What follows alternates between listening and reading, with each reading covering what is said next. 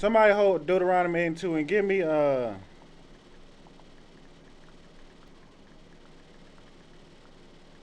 me see. Give me Job. Somebody pull Job 2 and 9 for me.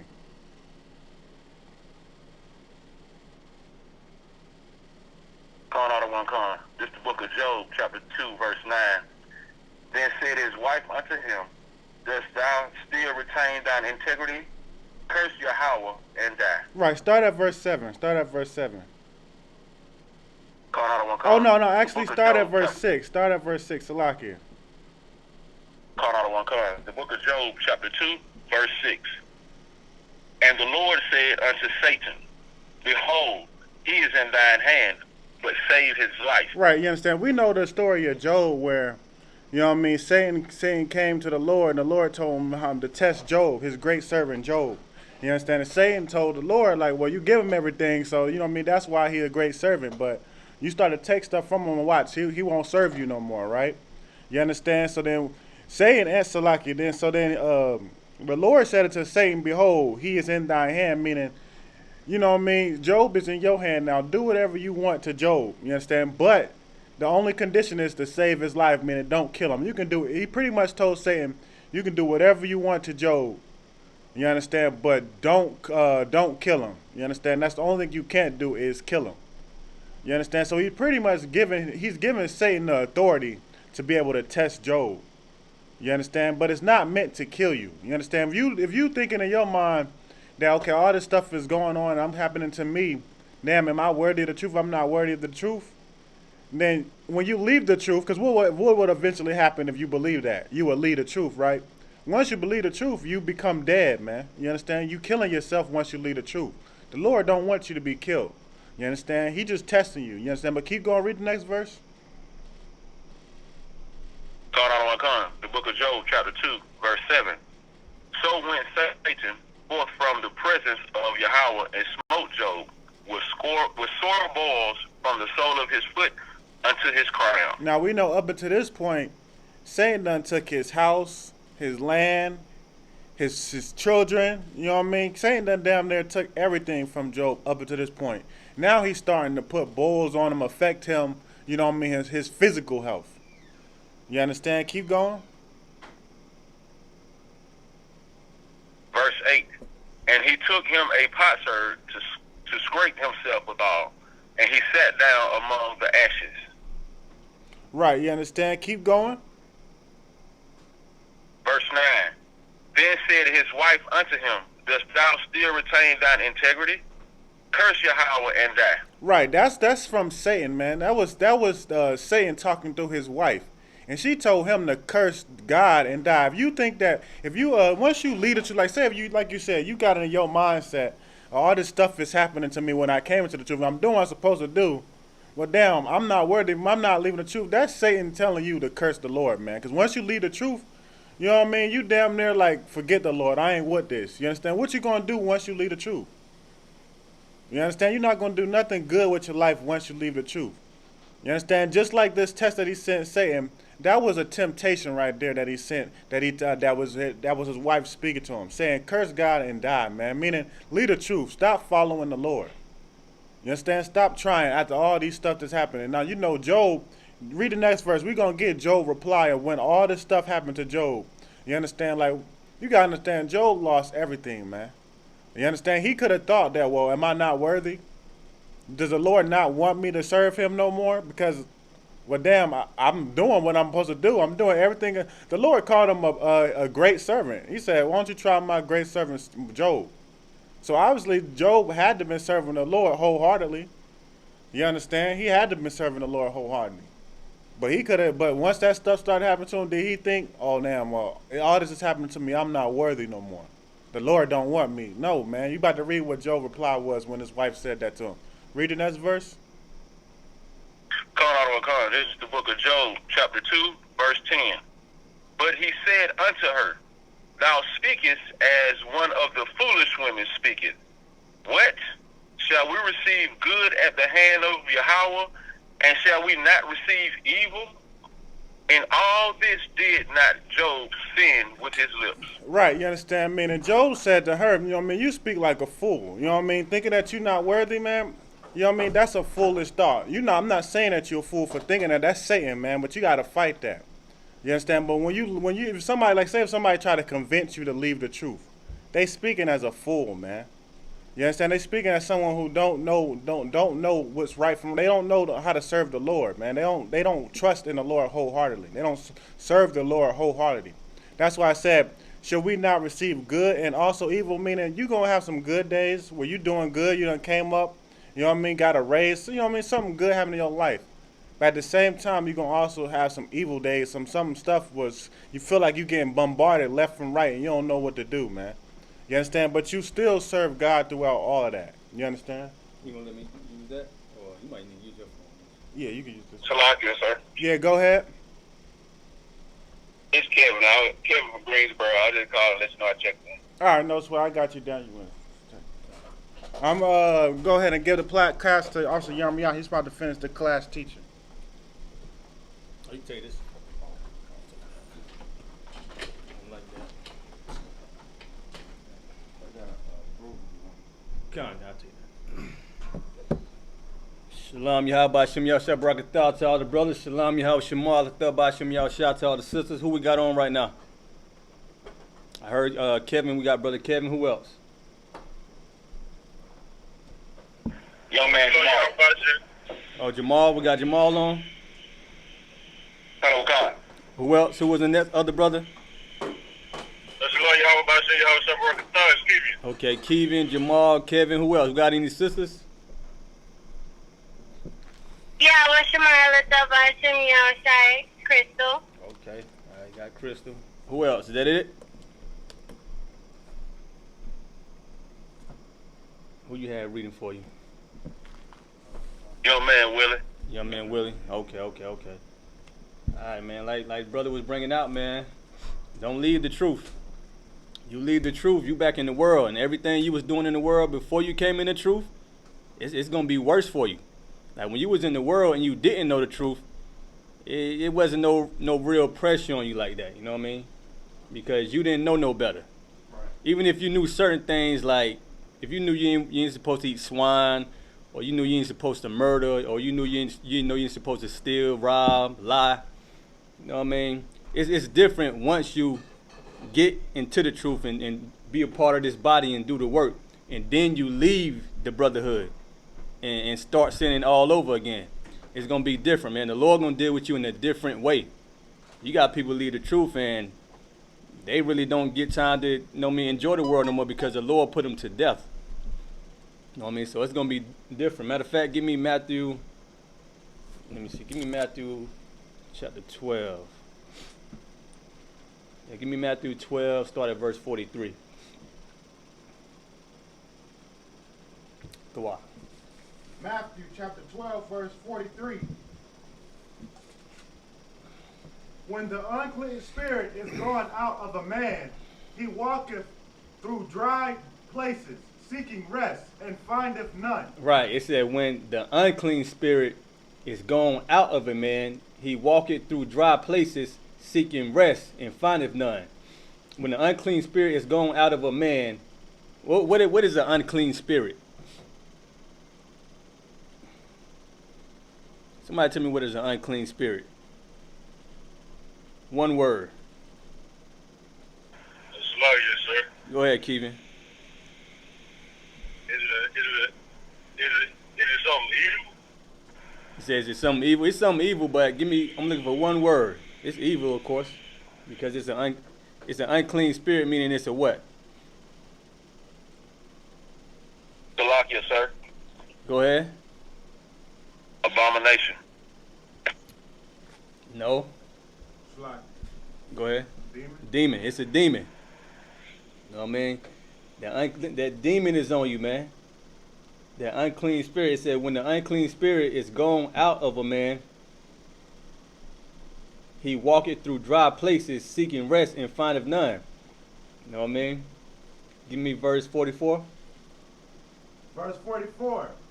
Then he said, I will return into my house from whence I came out. And when he is come, he findeth it empty, swept, and garnished. Right, so that unclean spirit is going out of a man. Then he walked through dry places seeking rest, and he find none. He don't find no rest. Then it said, I will return into my house. What is the house from whence he came out of? That's pretty simple. What is the house? He said, then I will return into my house from whence I came out. Go ahead. Is it referring to the body that it came out of? Right. That's exactly what it's referring to. That man that it came out of. It said, I will return into my house from whence I came out. And when he is come, he findeth it empty, swept, and garnished. Meaning what?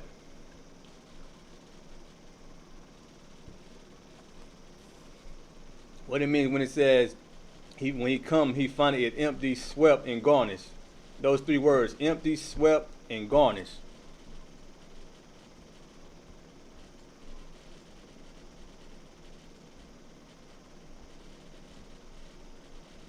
Come on. Go ahead. Nothing. Say that again. Nothing. Nah, that ain't what it is.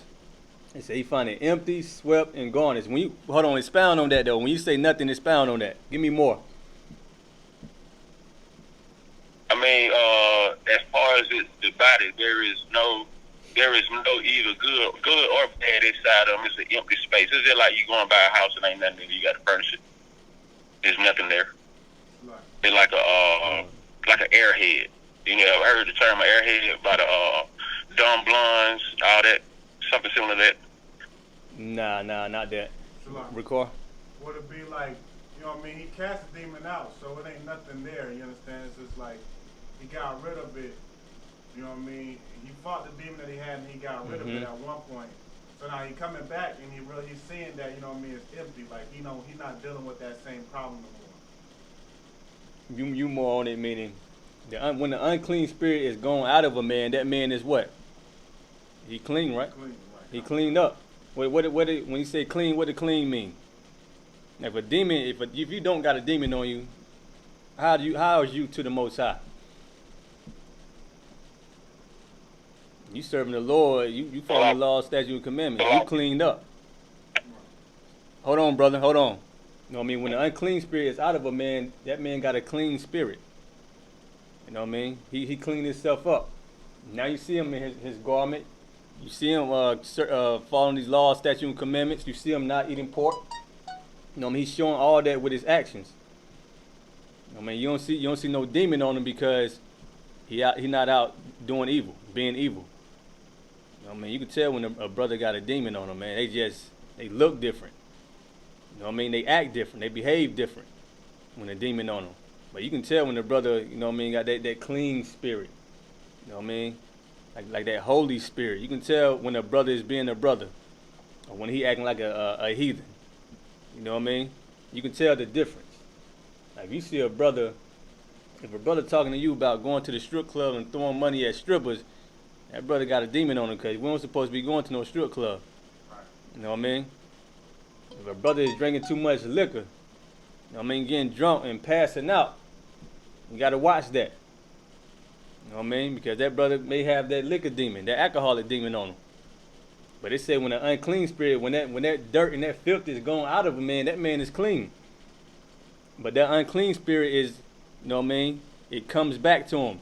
When the unclean spirit comes back into the house that it came out of, what is that really saying, though? Somebody give it to me. What is it really saying when an unclean spirit or when that demon comes back into the house it came out of? What is it really saying, though? Give me the meat of it.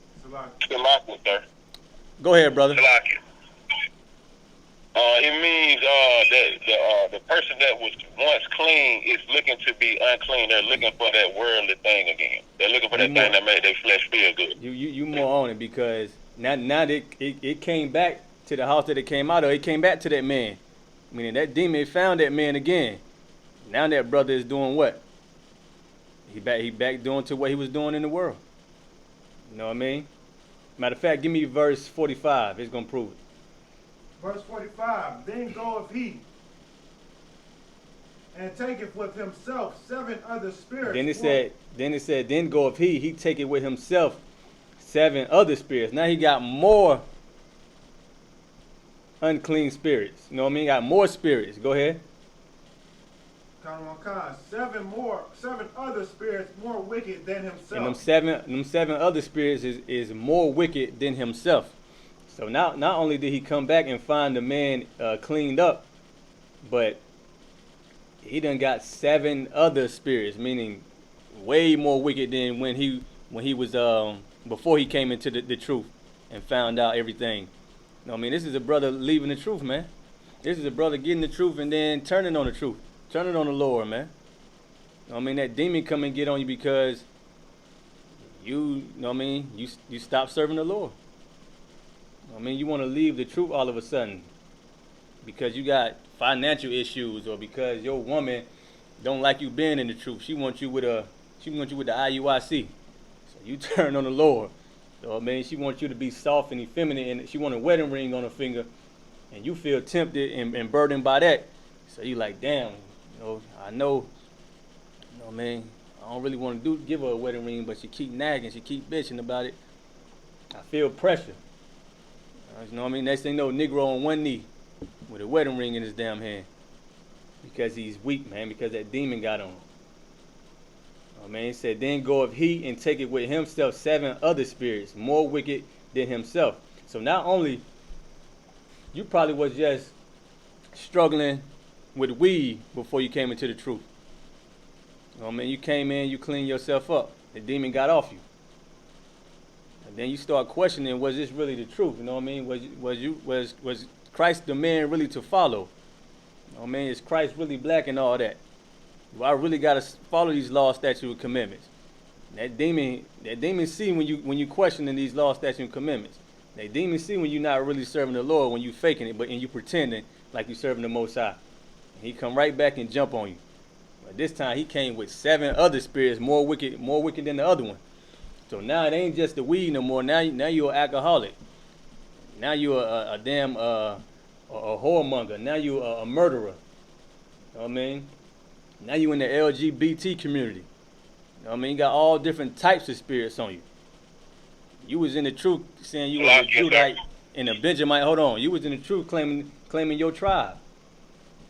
Now you don't know if the 12 tribe breakdown is correct. You know what I mean? Now you question. Now you calling yourself. No, I'm just a black man. You know what I mean? I'm just an Asiatic black man. But before that, you knew who you was. You knew your identity. You love your culture. You knew you're only supposed to lay down with Israelite women. You knew all that. Until that demon got on you. Keep going, Ricard. Come. And they enter in and dwell there. And they dwell in you. They dwell in you like how you dwell in your house. How you rest in your house. That's how that demon come in into your body and dwell in you. Go ahead. And the last state of that man is worse than the first. It's better. It's worse than the first. It's more perfect. It's worse than the first. Keep going. Even so shall it be also unto this wicked generation. Right. He said that. It said in the last state of that man is worse than the first state, man. That's why I was saying, before you come into the truth, you know what I mean, you was struggling with certain things. You found out the truth, you was happy as hell. You got excited. You know what I mean? You wanted to learn why, how we were the Jews in the Bible. How you know Christ is black? How you know the Most High got woolly hair and all that? You was excited to learn all the information and learn the truth. And then that demon got on you, man. You start doubting yourself. You know what I mean? Who said Salaki? What brother said that? Go ahead. This brother Kevin, young man Kevin. Go ahead. I was wondering, could Hosea 4 and 16 be used as a precept for that? Destroy for lack of knowledge. Go ahead, read it. Hosea 4, verse 16, for Israel slides back as a backsliding heifer. Now the Lord will feed them as a lamb in a large place. Nah, I wouldn't say that. That said Israel. This more dealing Kind of with what kind? this more dealing with an individual. You know what I mean? This more dealing with a man or a sister fighting. You know what I mean? Fighting the demon and staying in the truth. You know what I mean? This is us right now trying to endure to the end. Like this ain't easy every day you wake up. You know what I mean? It ain't supposed to be easy. And the Lord gave us a second chance. We've been messing up for a long time. It can be easy. But every day it's like a daily duty to outsmart that old man. You know what I mean?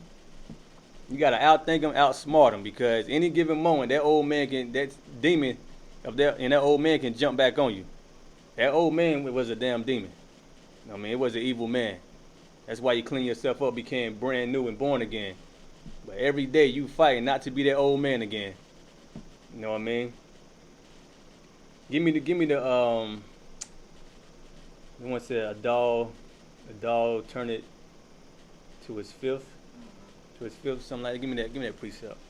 I'm gonna give you the precept to this, all right? It's log you, sir. Go ahead, Keegan.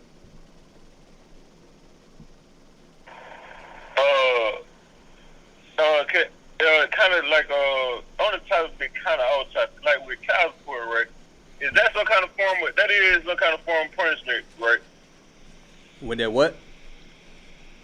Like you know what I'm saying? Like being wicked, you know what I'm saying? In the world, like child support would be like a punishment, right? Yeah, it'd be a punishment. It is a punishment. The brothers they going through hell on that damn child support, but it's evil. It's wicked as hell. You know what I mean? Okay, You serve the Lord. Yes, sir. Go ahead. Like, okay, so you know what I'm saying? Like, say for instance, like you in the world, right? Well, I'm gonna just be real. I'm gonna just use me for example. You know what I'm saying? Like feeling like you ain't gonna be around that long, so it's like you ain't really just careful as you should be with having a kid, but you know you want the seed, and you know what I'm saying, you want a little boy. You know what I'm saying? The rain, you know what I'm saying, stick around, you know what I'm saying, feeling like something else to you, so boom, you have a kid.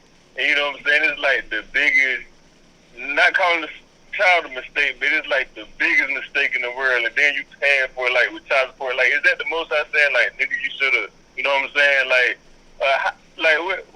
What? First of all, you basically you didn't know what you were getting into. You know what I mean? The Lord showed you how to pick a woman. You know what I mean? He give you the wisdom how to pick a woman. First of all, she got to be an Israelite woman. You know what I mean? And, I don't know your situation. I don't know if you met her at a club or you just had a lust for a woman, you wanted to have sex that night. It could be anything, you know what I mean? But if you knew that, did you go to a father? Obviously not. You're not in the truth, right? You didn't know that, right?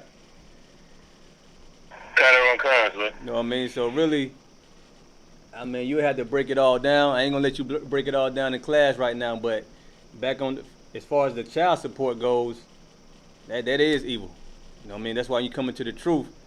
If a sister is single with children in the world, and a brother walk up to that sister, and you know what I mean, he interested in her, the first thing he gotta ask her is what? Do she have a man? Whether she tell you yes or no, you better study that woman. You know what I mean? You better examine her like you examine your brand new house. Because a woman tell you no, she don't have a man, and she's sleeping with 3 different Negroes, man. You know what I mean? So don't just be interested in a sister just because she say no, she don't have a man. You gotta examine that.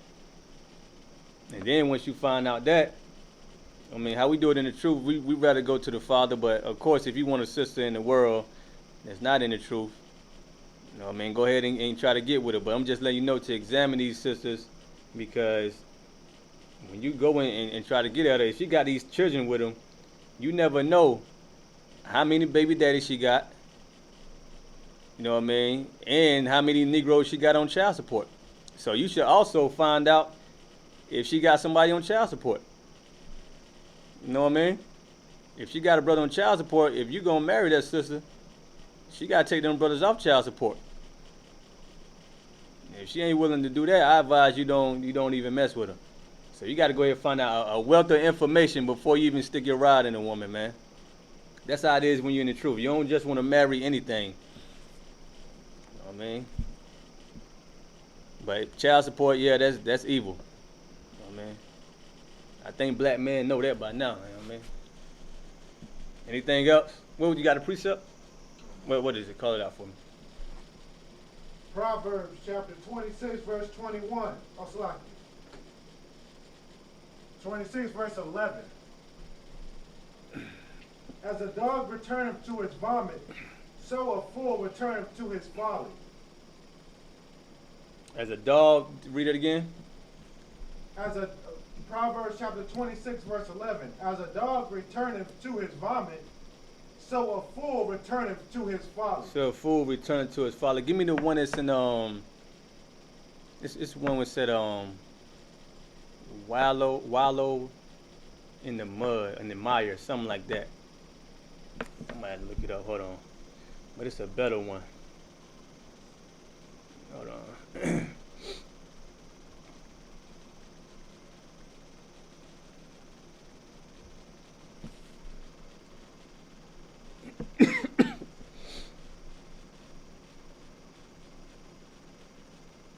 Give me 2 Peter's.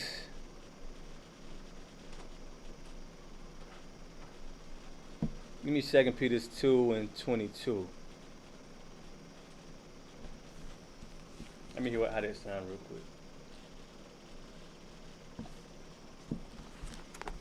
quick. 2 Peter chapter 2, verse 22. You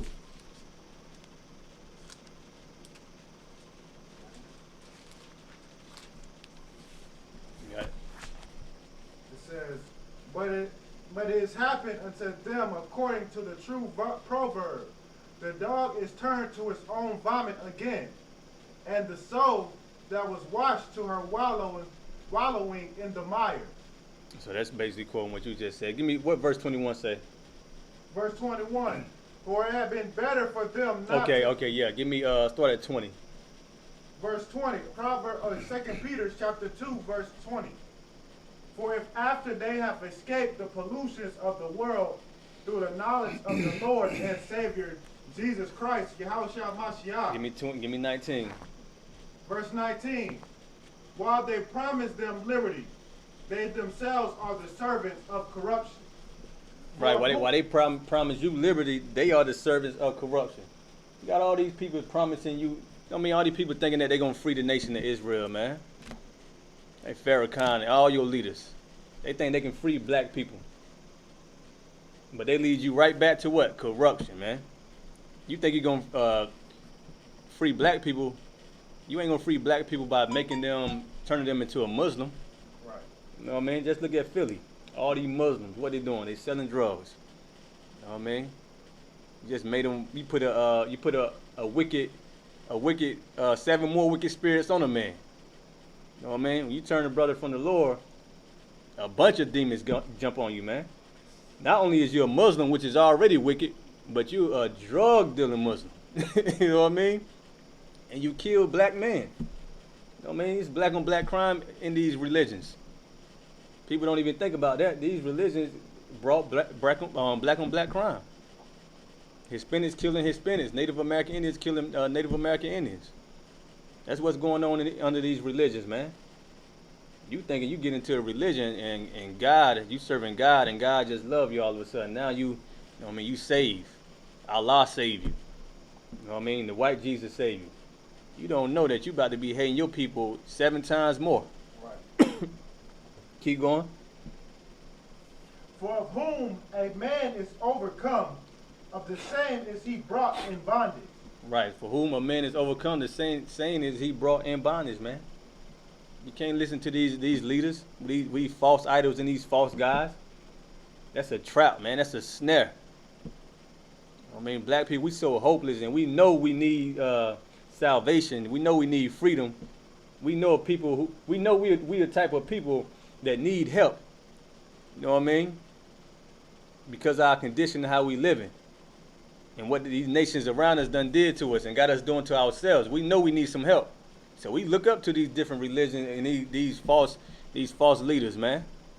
We look up to them like they righteous teachers. I mean, they men of God. I mean, that's who you go to when you struggling in hard times. Farrakhan got words of wisdom, so they say.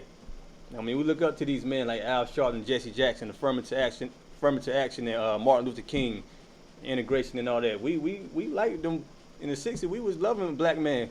Right. You know what I mean? We thought they was really down for black people until the truth came out. You know what I mean? The truth came out. Martin Luther King, he do what? He had orgy sex, man. You know what I mean? Martin Luther King, Martin Luther King was damn near Judas, man. Martin Luther King was just like Judas in the Bible. Martin Luther King said he led black people into a burning house, man. And he ain't try to do nothing about it. You know what I mean? The Lord killed him at the last minute. And you know what Malcolm X did. He tried to get us to Islam and all that garbage, man. None of that ain't got nothing to do with the truth and cleaning a demon off you, man. Right. All that's gonna do is bring more unclean spirits to a man. That's all it's gonna do. Keep going. Verse 20. For if after they have escaped the pollutions of the world through the knowledge of the Lord and Savior. After you escape the pollutions of the world, the evils of the world, with this wisdom, with this truth, go ahead. Salaki, and Savior, Yahushua. Start at the top, read that one again. Verse 20. For if after they have escaped the pollutions of the world through the knowledge of the Lord and Savior, Yahushua Mashiach. Through the knowledge of the Lord and Savior of Yahushua, meaning Christ. You know what I mean? Christ is the reason why you escape the destruction of the world, man. The evils of the world. Christ is that reason. Without Christ, you wouldn't escape nothing. You know what I mean? You'll be out sinning. You probably wouldn't even know what sin is, but the Lord's still going to deal with you whether you know it or not. But he sent Christ so you would know and you wouldn't have no excuse. But now that you know the truth, go ahead. They are again entangled therein and overcome. The latter is worse with them than the beginning. Right, you entangled therein and overcome by the world. Now the latter end of you is worse than the beginning, because now you done went back to the world. I don't know how a brother can leave the truth and become a damn Muslim, man. Or become a homosexual. You know what I mean? Matter of fact, I do understand it, because you're not in the truth. But I don't know how you can be in the truth and leave the truth. You know what I mean? Especially around these strong brothers we got in here. You got look at the general. You got Commander General Yohanan, General Muhammad, all the captains. I mean, them strong brothers, man. You get around them, you see their spirit, you like, how the hell can you leave this truth and turn on the Lord like that? Turn on your brother like that, man. You think you just leaving because, oh, this ain't it for me. Man, you leaving brotherhood, man. You leaving loyalty, loyal brothers. You got brothers who really feel like their life is on the line, and when they go out to town, they ready to die and ready to save your life at the same time. They're ready to die and save your life at the same time. You turn on them brothers and you go deal with Negroes in the world who will put a gun to your head over $5. You know what I mean? That's what you're going back into when you turn on the Lord, man. When that demon get on you, that unclean spirit come back to you, that's you turning on your nation, turning on the Most High. That's you want to be an African American again.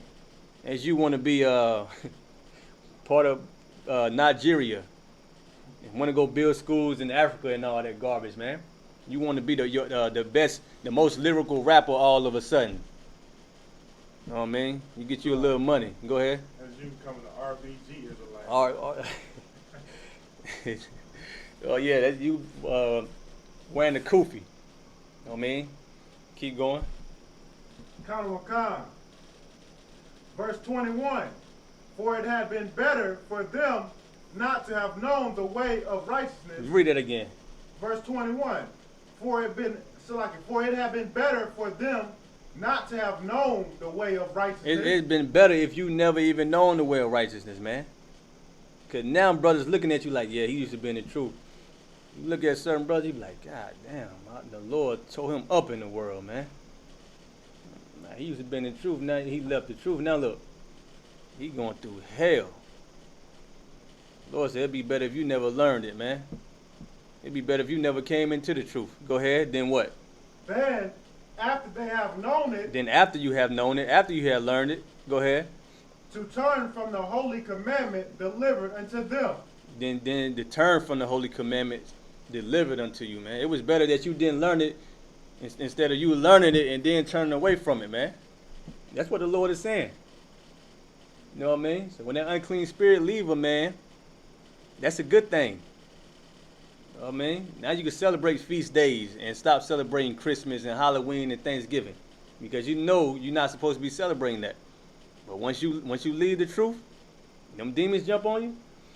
Now you stuffing turkey again. You know what I mean? Got the cranberry sauce. Now you back to what? Buying presents for your children on Christmas, December the 25th, aka Christ's birthday. That ain't your Howard Shop birthday, man. But people in the world think that Christ really was born on December the 25th. You know what I mean? Now you celebrate New Year's Eve, all them days, man. All them days. Now you on child support. You're on child support again. Coming to the truth, the Lord can get you off child support. The Lord can clear all your felonies and all that. Your criminal background can be erased. Soon you turn on the Lord, you go back. You forgot when you left the world. You know you had them felonies on your record. Right. Now you go back to the world. Guess what? Them felonies is back too. Them felonies is back. Go ahead, brother. Could Psalm 89, 31, and 32 be a precept for what we're talking about right now? Psalms what? Chapter 89, verse 31 and 32. Let me hear it real quick. While he's reading that, recall, give me Matthew 5 and 17. Let me get into my topic. Psalm 89, verse 31. If they break my statutes and keep not my commandments, verse 32, then will I visit their transgression with the rod and their iniquity with stripes. If they break my statute, if they break the law, then the Lord gonna visit them with stripes. I mean, this what we was breaking down was when a brother come into the truth. You know what I mean? And then he leaves the truth. The Lord visiting us, and we don't know the truth. We in slavery right now. The Lord always visit us, but it's more like when you come into the truth and learn the truth, and then you turn on it. You know what I mean? You turn on the truth. You stop being loyal to the Most High. You stop following Christ. It's more like that. You know what I mean? But as far as the Lord punish you for breaking the law, yeah. It depends on how you're going to break it down, though. But if you want to say, like, leaving the truth, then the Lord going to punish you, then yeah. But the Lord going to punish you whether you leave the truth or in the world. The Lord going to punish you in the world and if you break the law in the truth. You know what I mean? So either way, depending on how you're going to bring it out. But as far as the Lord punishing us, yes, the Lord punishes us if we break the law.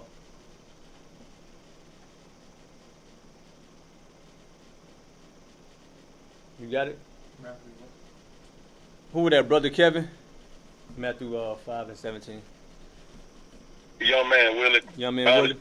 And y'all sound alike, man. I know y'all related. Yeah, them my brother. Yeah, I can tell. Go ahead, Ricard. Matthew chapter 5, verse 17. Think not that I am come to destroy the law. Right, Christ. It's Christ, man. Christ said, think not. I mean, it's people that's thinking that right now. It's Israelites thinking that Christ came to break, do away with the law. Israelites like the Christian pastor, like the Christian church. All of them. They all teach the same thing. I mean, break the law.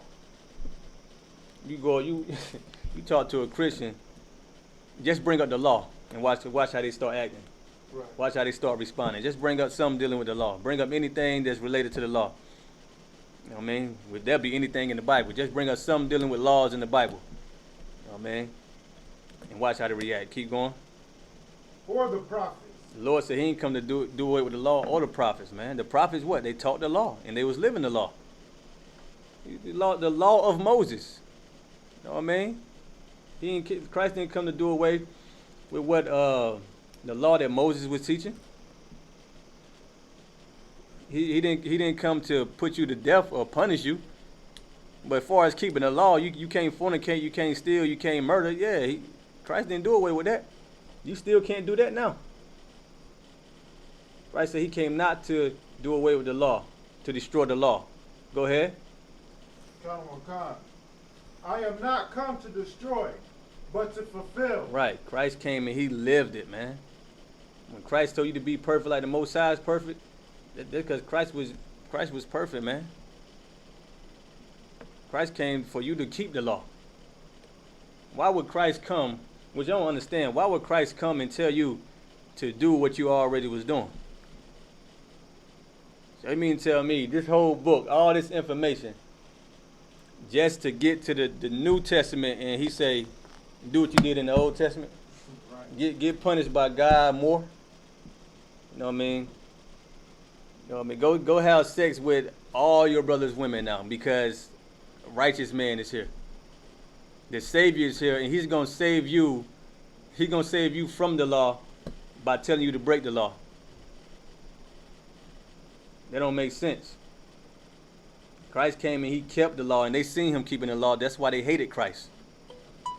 They hated Christ because they wasn't keeping the law and they knew it. Keep going. Verse 18. For verily I say unto you, till heaven and earth pass, one jot or one tittle shall in no wise pass from the law. Right. Until heaven and earth pass, heaven and earth is still here. He said one jot, one tittle is not going to be, it's not going in no wise should be, read that last part again. One jot, one tittle. One jot or one tittle shall in no wise pass from the law. Shall in no wise pass from the law. I mean, scriptures like this is in the Bible because Christ was going through the same thing, man. And that's why he's saying this. Because he walking around Judah and Israel, and he's seeing the chief priests and the Pharisees, what they teaching the nation of Israel. And they teaching them to break the law. And at the same time, when you break the law, they put you to death. Just like your oppressor. You know what I mean? The oppressor put what? Drugs in your community. Soon as you start selling drugs, what do? He lock you up. You know what I mean? He shoots you. The Pharisees, they was under the Romans authority. So they did exactly what Caesar told them to do. Matter of fact, we're going to get that scripture in a minute. Go ahead. What you just said makes it makes everything so clearer now. When you said that Christ walked through Israel and Judah, and he was watching what they were doing. That's the same thing what the Isupk is doing right now, walking around on the streets, looking and seeing, everything that's going on. And it goes back to Obadiah chapter 21.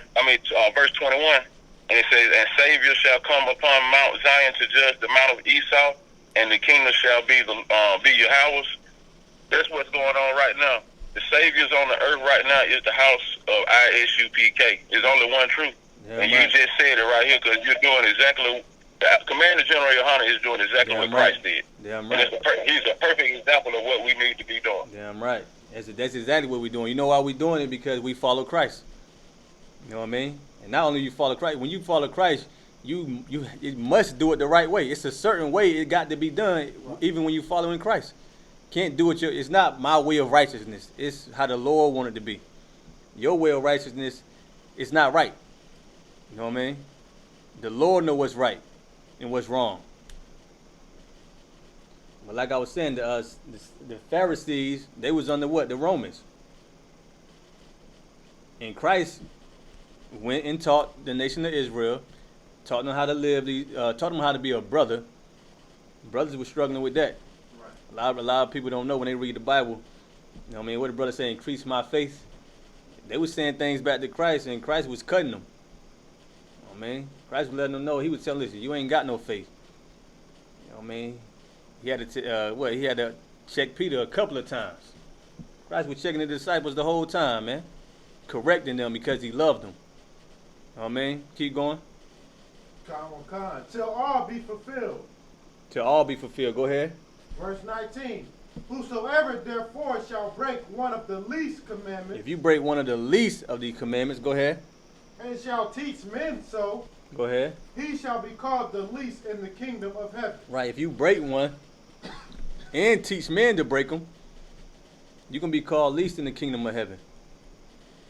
You know what I mean? So you can't break and you can't teach the nation to break it.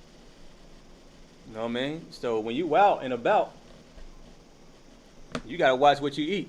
Why? Because you can't eat certain foods. So what you gotta do? You gotta read. You know what I mean? Like the Lord give you the wisdom to gain wisdom, more wisdom. You know what I mean? He tell you can't eat swine. Now you gotta read every damn thing because you gotta find out if it got swine in it. So the wisdom that the Lord gave you just increased more wisdom. You know what I mean? Go ahead. But whosoever shall do and teach them, the same shall be called great in the kingdom of heaven. But if you do them and you teach the law, teach the commandments. I mean, you commanded to keep the laws in the Bible. Keeping all these laws is a commandment. You know what I mean? People are like, what's the difference, man? You commanded to keep all the laws. There ain't no way out of this. You know what I mean? But Christ said, if you do them and teach man to do them, read the next line. The same shall be called great in the kingdom of heaven. So you're not going to be called least in the kingdom of heaven. You're going to be great. And you're going to be known amongst the nation. Yeah, your name might be in the book. The Lord might have a whole book with, you know what I mean, your name. You got a chapter with your name. You know what I mean? You'd be like Jeremiah and Isaiah and Ezekiel. You know what I mean? They probably didn't know that their name was going to be put in the book. But they served the Lord, and the Lord, what? He made them famous. You know what I mean? They're not even looking for fame. But when you serve the Lord going to make you famous.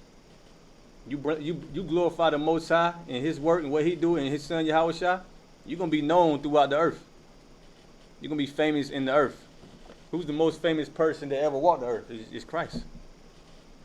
Even if you hate Him, you know that everybody talk about Christ. Right. You know what I mean? Keep going. Verse 20. For I say unto you, that except your righteousness shall exceed the righteousness of the scribes and Pharisees, ye shall in no case enter into the kingdom of heaven. Give me Matthew 5. What verse was that? 20. So you already read 18 and 19? No. Give me Matthew 19 and 17.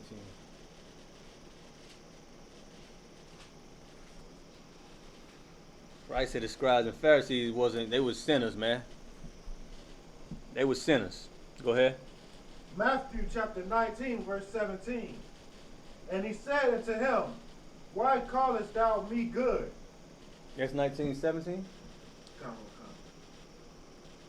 Okay, go ahead. Why callest thou me good? There is none good but one, that is Yahweh. But What? if thou wilt enter into life, keep the commandments. He said, if you would enter into life. Wait, he made, somebody come up to you and said, if you want to enter into life, you got to keep the commandments. How you going to perceive that? You're not going to understand what he's saying. Why? Because in your mind, you doing what? You living life. Christ said, in order for you to enter into life, you got to do what? Keep the commandments. Oh man, you want the kingdom of heaven? Keep the commandments. Keep the commandments and teach your child to keep the commandments, or teach your brother, or your mother, your sister, or whoever that's part of Israel. I mean, teach your people the commandments and how to do them. I mean, teach them how to read Hebrew. Teach them how to set up the Sabbath service. You know what I mean? The Sabbath service is for the youngins. You know what I mean? To bring them up so they can learn the Hebrew. Teach them how to hold the feast days. Teach them how to pray. Spread their hands and pray to the Most High. You know what I mean? Teach them what direction to face when they pray. You know, we don't know a lot of things. We think it is just, yeah, follow the law, statute, commandments. You know what I mean? Moses, the 10 Commandments. No, it's way more than that, man. It's a certain way you got to act when you in the truth. When you serving the Lord. You can't act a certain way. You got to act another way. You can't act how you was acting in the world. You know what I mean? Keep going. Was that it on that? Yeah, that'll be on Give me 1 John 2 and 3. Oh man, this truth will change you, man. It changed your countenance. It changed the clothes you wear. It changed how you talk to people. You know what I mean?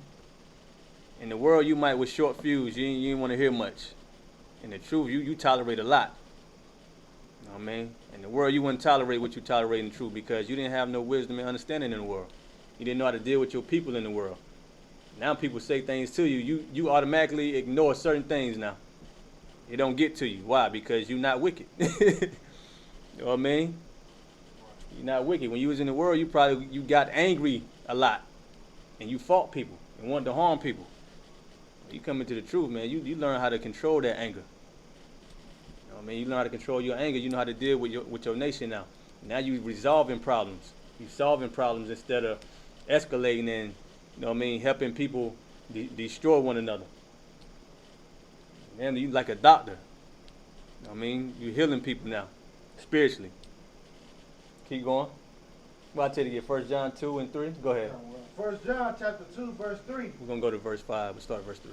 And hereby we do know that we know him, And hereby we know that we know him. How do we know that we know him? Go ahead. if we keep his commandments. If we keep his commandments. Who is him?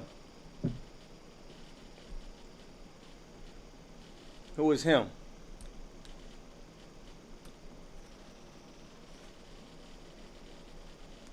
We don't know who him is. Who is him? All y'all scholars out there, who is him? Go ahead. It's referring to Moses. Right. Talking about the Lord, man, the Most High. That's how we know that we know the Lord because of what? Go ahead, read that part again. If we keep his commandments. We keep his commandments. That's heavy too. You know that you know the Most High that created the heaven and the earth. You know him if you keep his commandments. You do what he say. That's how we know that we know the Most High. Keep going. Verse 3, or slightly verse 4. He that saith, I know him, and keepeth not his commandments. If you say you know the Lord, and you believe in the Most High, you don't keep his commandments. Go ahead. Is a liar. You're a liar. So you say you believe in God, and you got a Christmas tree in your house on December the 24th on Christmas Eve. You are a liar. You know what I mean? You telling your children Santa Claus gonna come down with milk and cookies in 2019. The Lord is not with you. You are a liar. You know what I mean? Keep going. And the truth is not in him. And the truth is not in you. Hey, the Lord is not with you. The only way the truth can be with you is the Lord is with you. So everybody that's out in the world lying right now, but they got a Bible in their hand, they claiming they got some type of wisdom of God, guess what? The Lord ain't with them. If they not learning under the Isupk in one of these cities that we in, guess what? The Lord is not with them. And a lot of them know that. They ain't got to admit it, but they know it. That's why a lot of them, they can't come in here because they know they weak and they not strong enough to handle this truth, man. The Lord gonna pick you anyway. You can't pick the Lord. The Lord picked you. I mean, the Lord gonna decide who stays in his body. You don't decide. The Lord decides. So a lot of brothers and sisters who you be looking at like, damn, why they not in here? Because they out there sinning, man. Ain't it obvious? They out there sinning. They don't want it. You know what I mean? Once you stop sinning, you thinking that everybody like you now. Damn, I did it. Why he can't do it? The Lord didn't pick him. The Lord picked you. How do you know that the Lord picked you and he didn't pick them? Somebody give me that answer. How do you know that the Lord picked you and not them? Salakia, sir. Go ahead. I'm in the ISUPK, Right. and they are not. Right. Because you in the truth. If the Lord picked them, guess what? They'll be in the truth.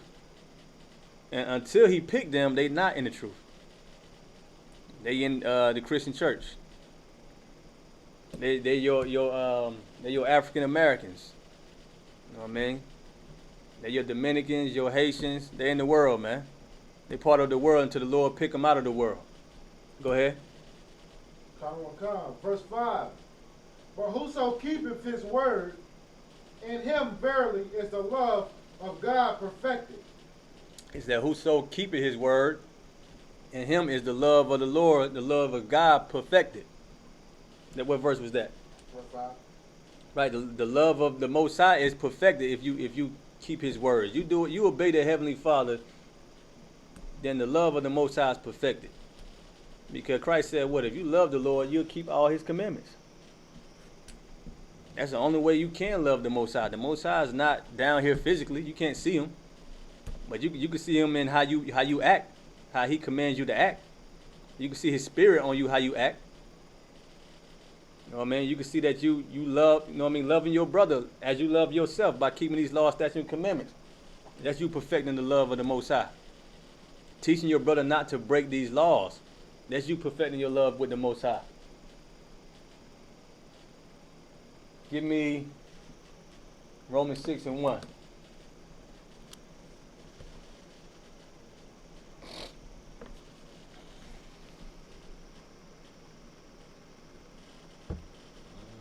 Romans chapter 6 verse 1. What shall we say then? Shall we continue in sin, that grace may abound? Right, so now that we've been told to keep the commandments. If we love God, we'll keep His commandments. I mean, that's how you be perfect to the Lord. So now that we know all this, Paul said what? What shall we say then? What should we say then? Go ahead. Shall we continue in sin? Should we continue in sin, meaning transgressing the law? Should we continue to break the law? Go ahead. That grace may abound? That grace may abound. What is grace?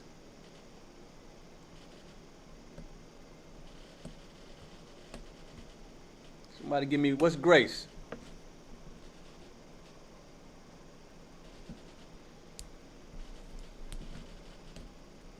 What's grace, scholars?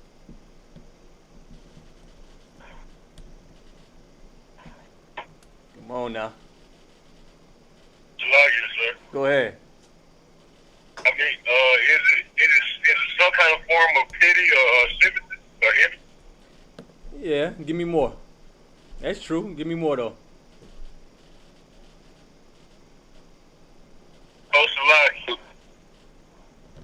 Go ahead. Are you referring to like a time frame? Yeah. Go ahead.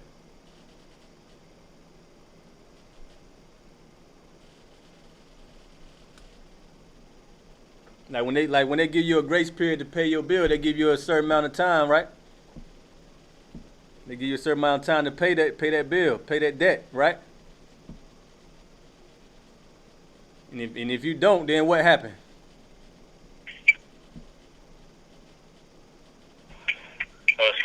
Sir. Go ahead. Your phone will be cut off. Yeah. There's a penalty to it, man. It's a punishment to it. That's how the Lord works. The grace period. The Lord giving you time right now. You in the truth right now. The Lord put Christ on the earth to teach us how to live and to keep these laws. To teach it to us. Because during the time of Moses, you broke the law, you was put to death. That was it. You know what I mean? Black people breaking the law right now, they living to talk about it. They put it in rap songs. But back then, there wasn't no hip hop. I mean, you broke the law, you got put to death immediately. Right. Ain't waste no time. They found out about it. Think about what the Pharisees, they about to stone the lady that got caught in the act of adultery. Why? Because they won't even follow the law of Moses, but they're letting you know they was trying to act like they was following the law of Moses. Meaning they was waiting to put you to death and kill you and stone you if they found out that you broke the law. Even though they was hypocrites and they was breaking the law themselves, in their mind, we follow the law of Moses. And Moses, the law of Moses tell you to what? To stone a man and woman if they commit adultery. If they're homosexual, you know what I mean? But the Most High gave us a grace period when He sent Christ. Christ taught us how to live the law. So the Lord is being patient with us right now by giving us the Isupk. You know what I mean? Giving you a sanctuary, giving you a safe haven. The Lord put His Spirit back on the earth. And now we got time to prove to the Lord that we can keep His law without the Lord killing us, without Him having priests to come and put you to death for breaking the law. I mean, you don't got nobody out enforcing the law. You don't got the Levites out coming to your house and putting you to death, dragging you out in the street and stoning you because he caught you sleeping with another man's woman. You don't got that right now. And the Lord wanted it to be in the way of he shouldn't have to have man coming to kill you because you shouldn't be breaking the law. That's how He wanted. That's how you perfect the love of God, right? If you got to tell the Levites to come kill you, or if he got to kill you for breaking the law, then what's the point of Him giving you the grace period? What's the point of Him giving you Christ when Christ did what? Taught you how to keep the law. You know what I mean? Every time the Lord seen us in the Old Testament, when the Lord seen us slaughter that lamb for a sin offering, He knew it's because we wicked and we still breaking the law.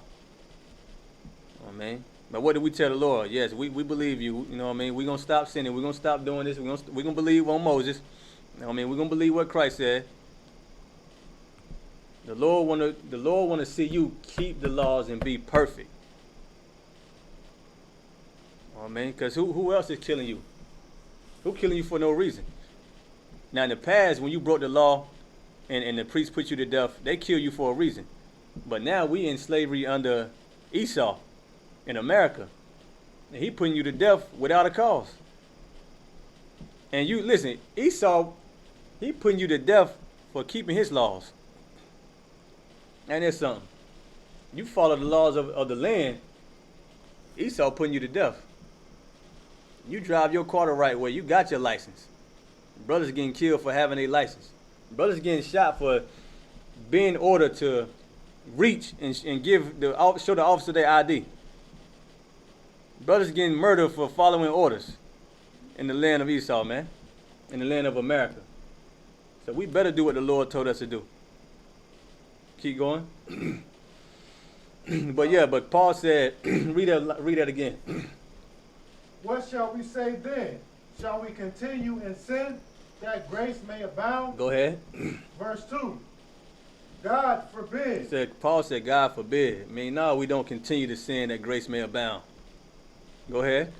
How shall we that are dead to sin live any longer therein? Right. How can we, being dead to sin, live any longer therein? We dead to sin. You know what I mean? I mean, sin don't live in us. We dead to sin. Before we was dead to sin, sin lived in us. You know what I mean? We lived to sin. But now sin is dead. Go ahead. Verse 3. Know ye not that so many of us as were baptized into Yahushua were baptized into his death? Skip down to verse 15.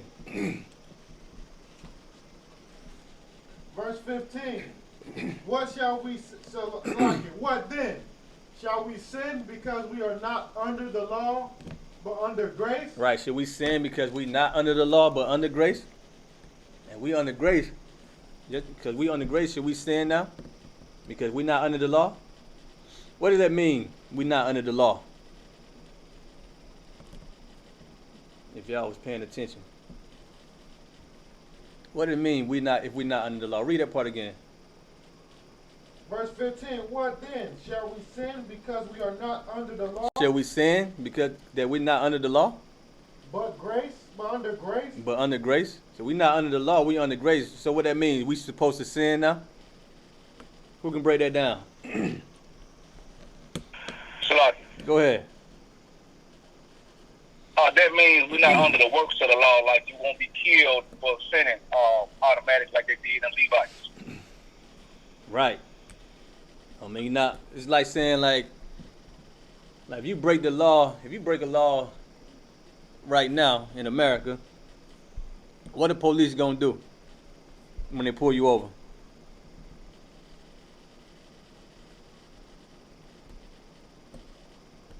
What the police gonna do when they pull you over and they know that you broke the law? Salaki. Go ahead. So gonna take you to jail. Gonna take you to jail. Yeah, they're gonna arrest you. You know what I mean? Like under law, like being under arrest. So you're not under the law, man. That's the point. When Christ came here, that's why he told those brothers, man, the Pharisees, not to stone the sister.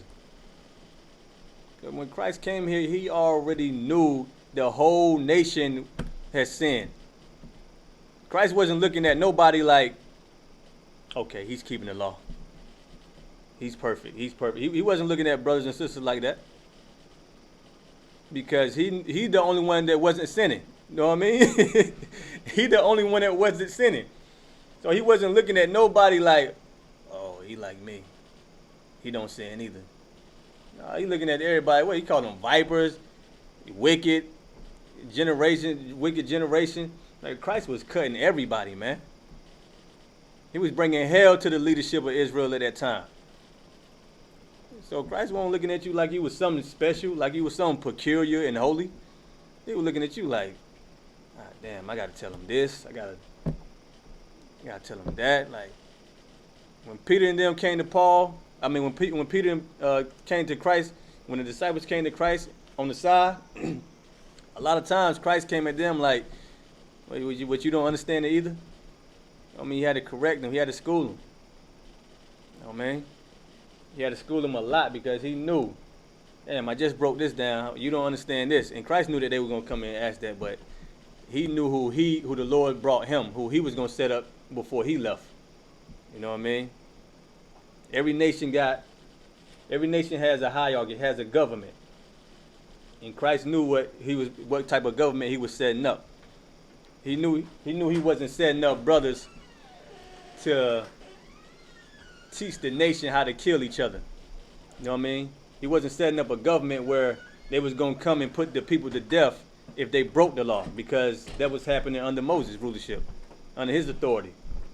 So when Christ came, Christ basically showed you how to keep the law, how to be lawful. You know what I mean? How to be a law-abiding citizen, man.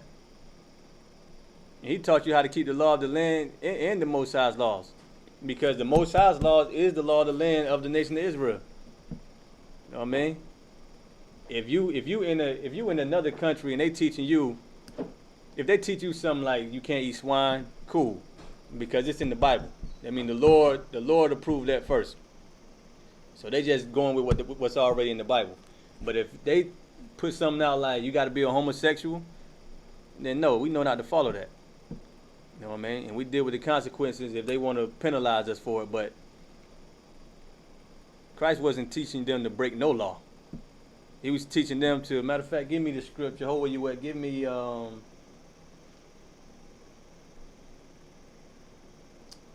John chapter 19 and 15.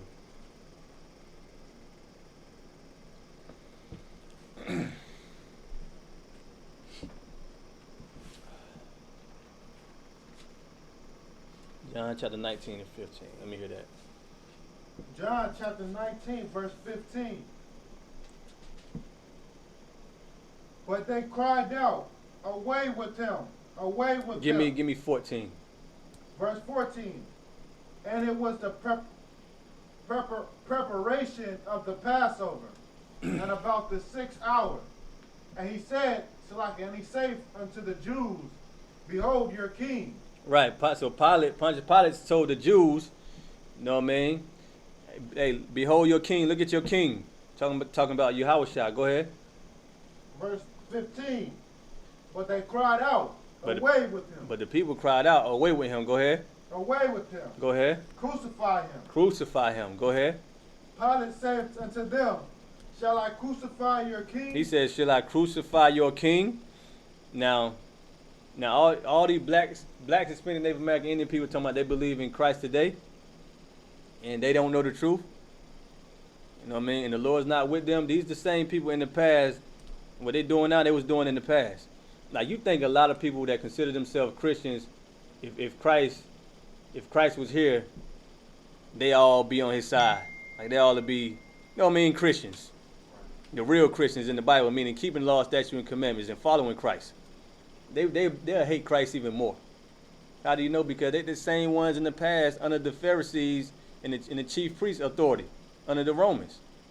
It's no different than you being under T.D. Jakes and T.D. Jakes being under Esau. That's how it was during the time of the Romans ruling over us, during the time of Christ. You know what I mean? So Pontius Pilate says, should I crucify your king? Go ahead. The chief priest answered, we have no king but Caesar. They said, we have no king but Caesar. We have no king but Edomites. We have no king but the white man. You know what I mean?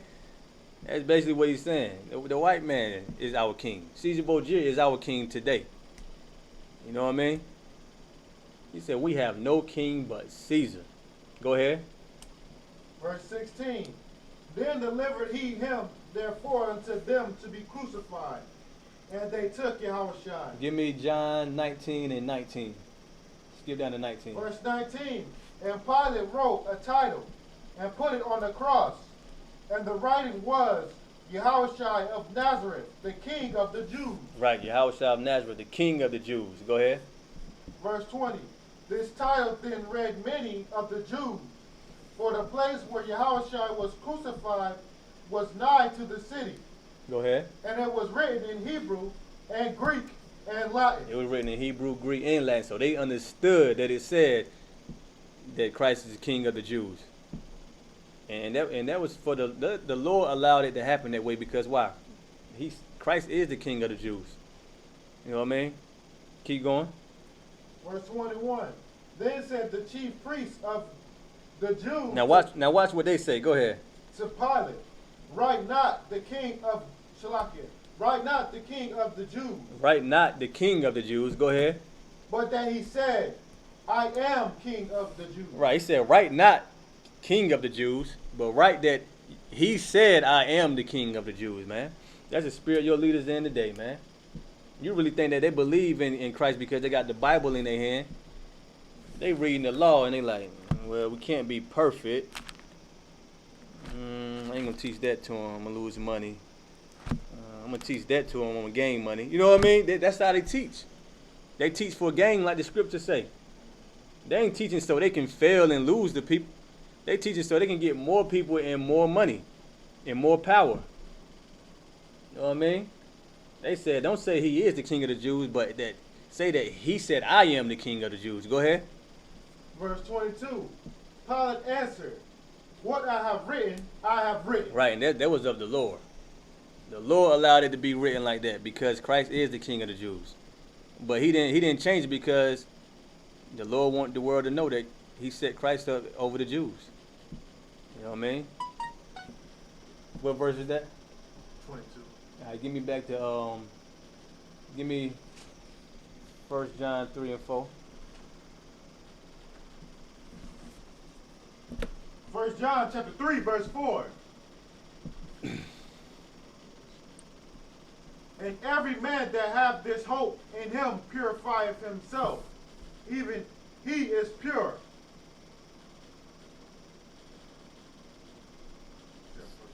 Yeah, 1 John 3, chapter 3, verse 4. Verse 4. Whosoever committeth sin transgresseth also the law. Whoever committed sin transgressed the law. You know what I mean? That's pretty simple. I mean, you break the law in Esau in this kingdom right now, you're what? You're a criminal. You labeled a criminal. That's what? If you break the law, if you sin, the sin is what? A crime against the Most High. You are a criminal. When we get back into the land of Israel, the Holy Land, the Lord set us back up and get us established. You break the law, this is going to be the law of the earth. So it's going to be the law of all the land. And you break it, guess what? You are a criminal. So you're a criminal. In the Lord's eyes, you're a criminal if you're in the LGBT community. That's a community filled with criminals right now. The Lord looking down at the LGBT community, I look at all these criminals. America looking at it like, look at all this money. You know what I mean? Look at all these black people I can keep. Look at all these the black people that don't want to grow and multiply on this earth. But the Lord looking at you like, look at all these criminals that I done gave grace to. And they not taking advantage of it. I mean, look at this wicked leadership they have over them, making them break the law. Give me Isaiah 9 and 16.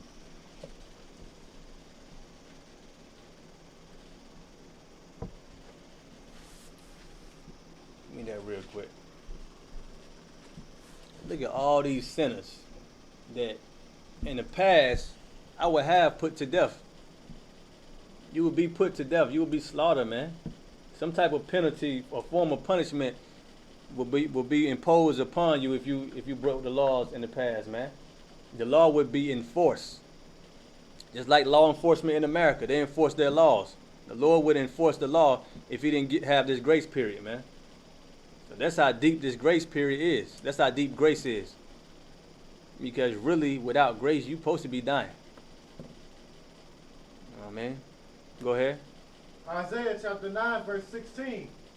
For the leaders of this people cause them to err. And it always go back to the people who is above you. It always go back to who's leading you to be a criminal, who's leading you to destruction, man. Who's leading you to turn against the Lord and be disloyal to your brother and to hate your people. Read that again. Verse 16. For the leaders of this people cause them to err. Right, the leaders, your leaders is the reason why you don't know how to teach people the truth. They're the reason why you don't know how to teach your son how not to celebrate Halloween, man. Now you got a young child who you claim you love. You got them going and knocking on people's doors at night for candy on Halloween. In the society where child molestation is high and pedophilia is high, you still want your child hitting the streets 9 o'clock at night. It's dark. They don't got no type of, you know what I mean, no parental advisory, nobody watching over them, supervising them. They with their brothers, they with their sisters, they out knocking on strangers' doors. And watch, when they come up, when is so-called Halloween? When is that? The 31st, something like that? Oh no, I ain't been in the world in years. I forget these holidays. But you're gonna hear about stories on Halloween. Black people getting killed, or somebody putting poison in their candy, selling them some poisonous candy, and they child ate it, and now they in the hospital. You're gonna hear about it. Watch. You know what I mean? Keep going. And they that are led of them are destroyed.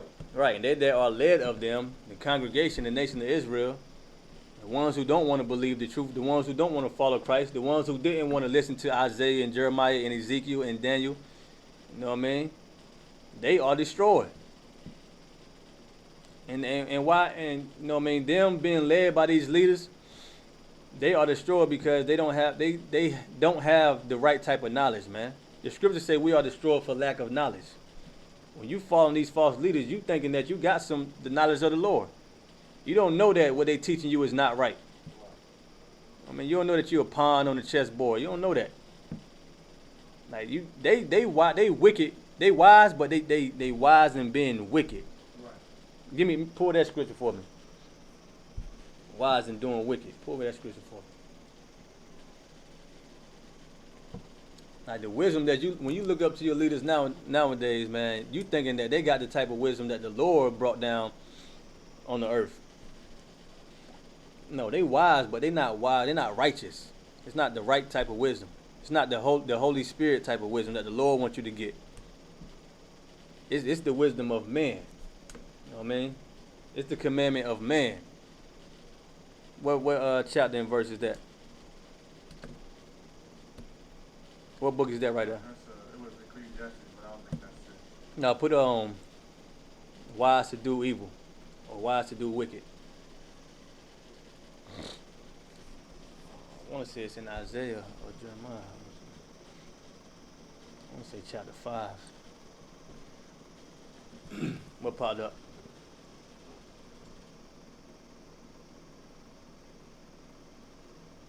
Jeremiah 4:22. Okay.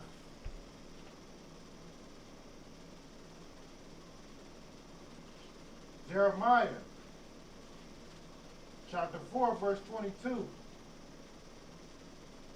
For my people is foolish. My people is what? Is foolish. My people got understanding. Is foolish. They know it all. Is foolish. Go ahead. They have not known me. They have not known me. Go ahead. They are Scottish, Salaki, they are Scottish children. What did it mean when it said they are Sodom's children? Somebody look the word up. They are Sodom's children. What did that mean? They are Sodom's children. You got to read it. Salaki, would that be drunk? Read. That's the definition. Kind.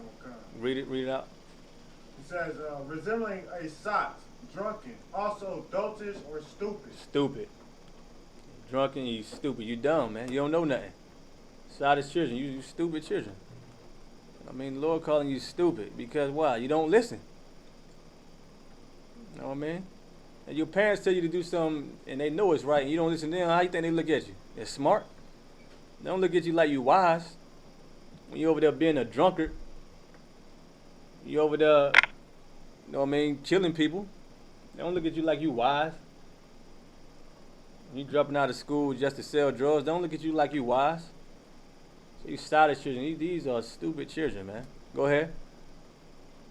And they have none understanding. And they don't have no understanding. Go ahead. They are wise to do evil. They wise to do evil.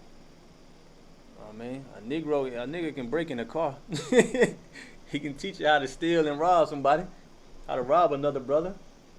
You know what I mean? He got a strategy. He got a plot. He got a plan on how to take money from another man. He wise to do evil.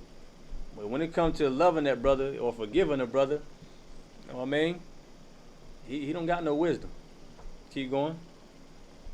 But to do good, they have no knowledge. But to do good, they don't got no knowledge. Give me back where you were. Not in Isaiah. Give me back to give me 1 John 5:3. But to do good, they don't got no knowledge. You know, black people, we think we know it all too. We think we know it all. You know what I mean? But to do good, we don't know how to do good. Go ahead. 1 John chapter 5, verse 3.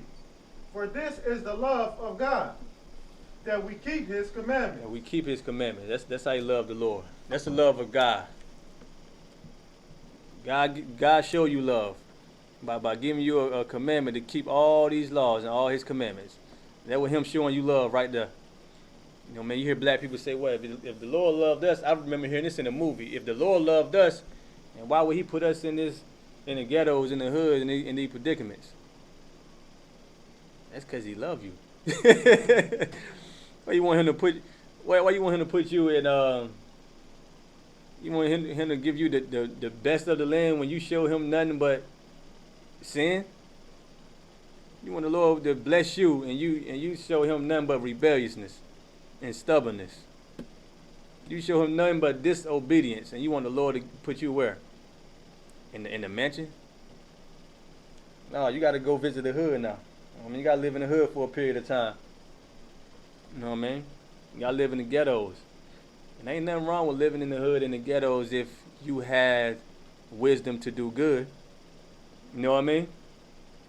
If you didn't lack the understanding of the truth, there wouldn't be nothing wrong with the ghettos. If you didn't have wicked leadership, there wouldn't be nothing wrong with the ghettos, man.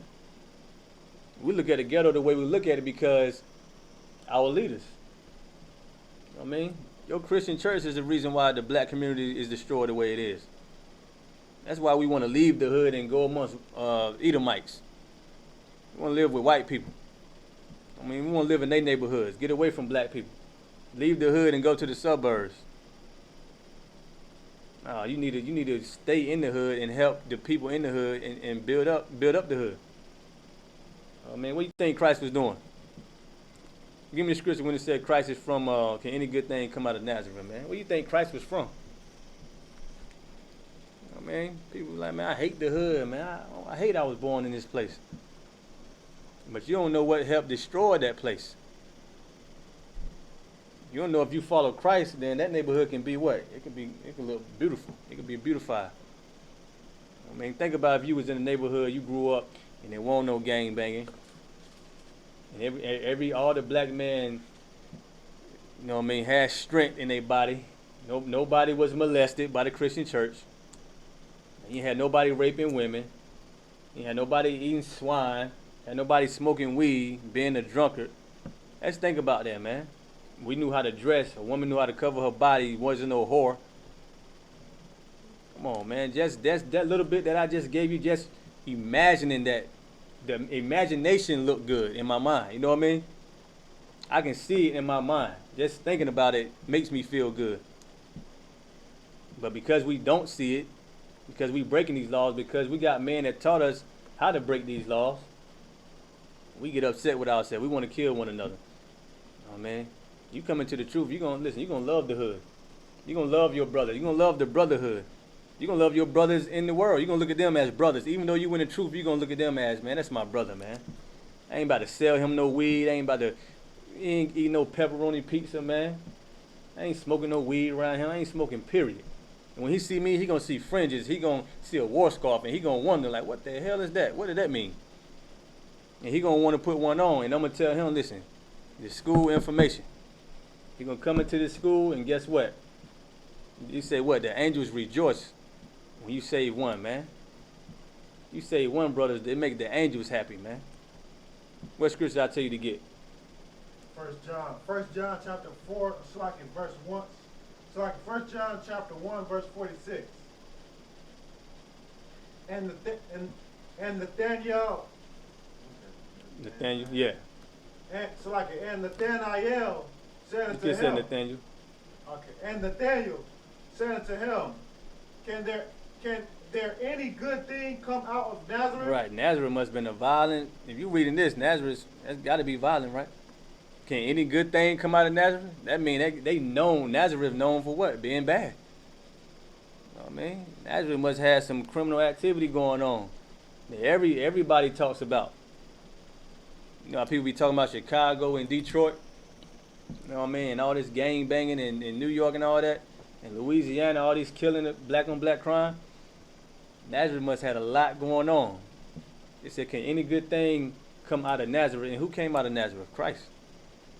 And he the good thing that came out of Nazareth. Why they saying, can any good thing come out of Nazareth? You got a righteous man that's going to save the nation. Came right out of that violent place. Right out of that hood, that ghetto. You know what I mean? Just like us. We coming from the hoods, the barrios, the reservations, and what? We that good thing that's coming out of there and saving the nation. Go ahead. Philip saith unto him, Come and see. Philip said, come and see. Go ahead. Verse 47, Yahushua saw Nathanael coming to him, and saith of him, Behold, an Israelite indeed. Right. Christ seen him, said, an Israelite indeed. Go ahead. In whom is no guile. Right. Give me, let me see. Give me 1 John 4 and 20.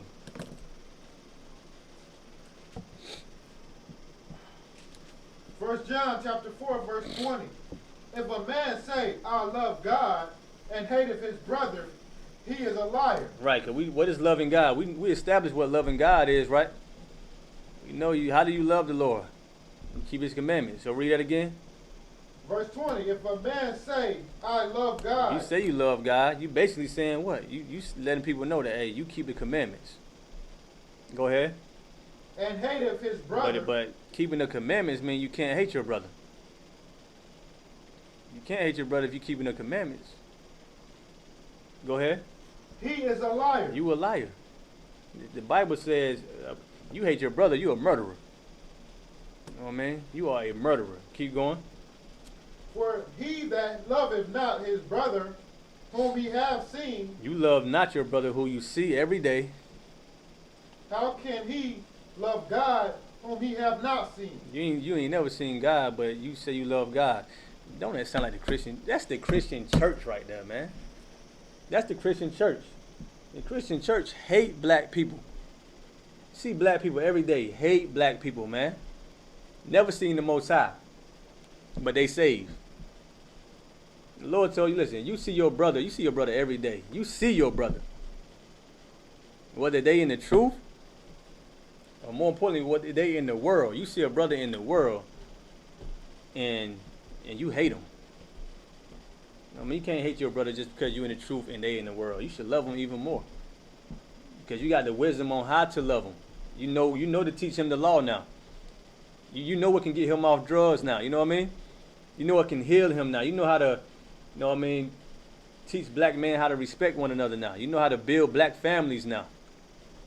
You see your brother every day, and you hate him. You never seen God, and you love God. How can we believe that you love God, and that you never seen him, and you love him, but you see somebody physically every day, and you don't love him?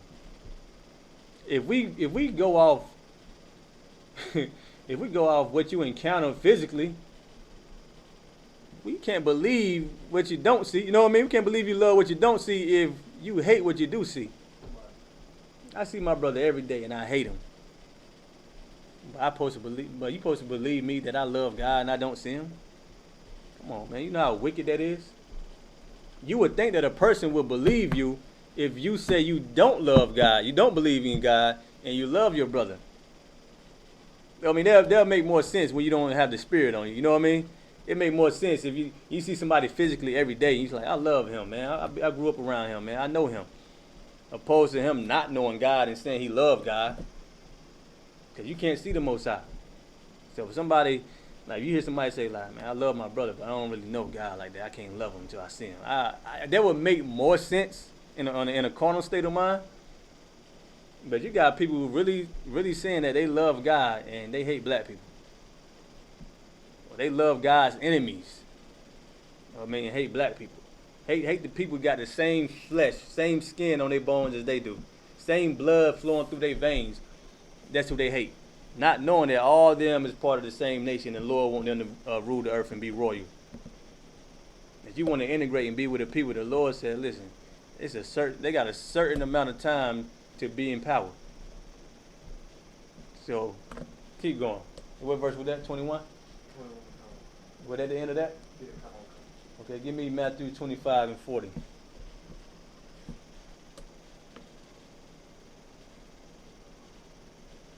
And another thing, man, like with your brother, the Lord said what? When you communicating about the Most High, when 2 or 3 of your brothers, y'all talking about the Most High, Christ said what? There he is in the midst of you. Give me that real quick, Ricard. Let me see if I can get that. Like just talking about the Most High with brothers. If you listen, when we pull this script, I'm gonna break it down.